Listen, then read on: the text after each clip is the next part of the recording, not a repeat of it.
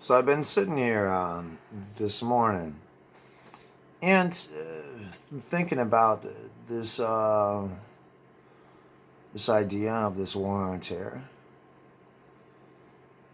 and I guess the dialectics are coming into play for me. And what I'm realizing is that this attack with this really broad-based language against a really wide audience is threatening to a huge portion of our population. At the same time,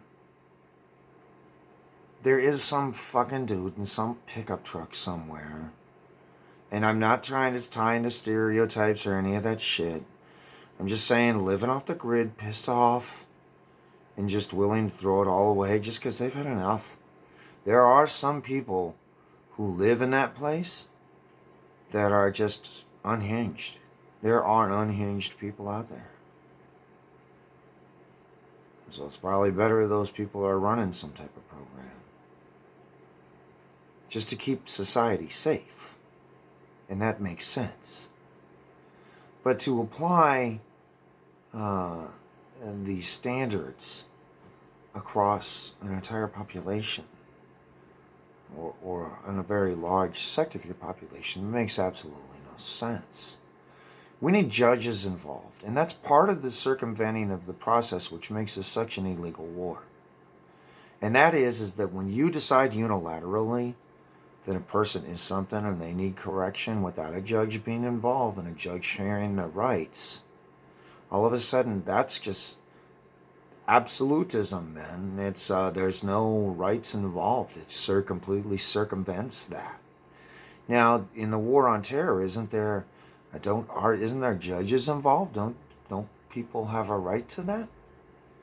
And shouldn't that be up front? And shouldn't that have all the same kind of rules that we have with our other stuff?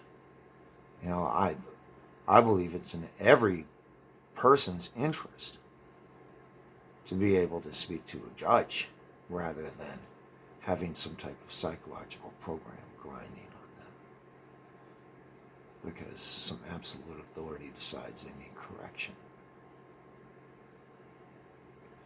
So there's like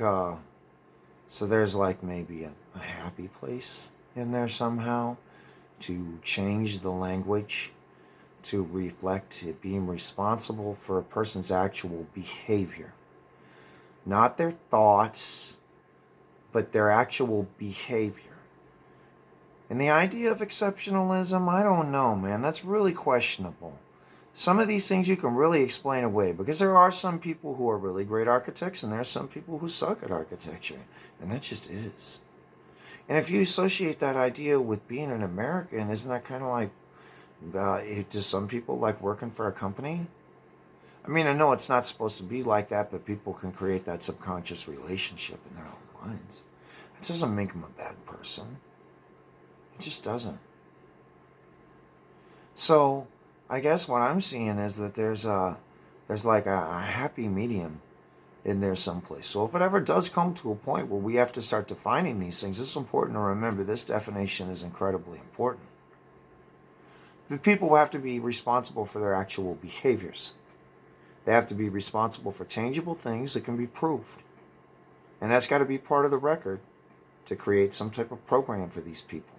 We have to have judges that intervene in this. This can't be something that the people just unilaterally do. That is just fundamentally un-American. Fundamentally un-American. So people need legal representation from the very beginning. That's an important thing to remember about any citizen who's questioned in this way. If you're going to turn and use those resources on your people, you better allow them a strong and capable defense. Otherwise, it's going to stain history forever. So, I wanted to share that. Good morning.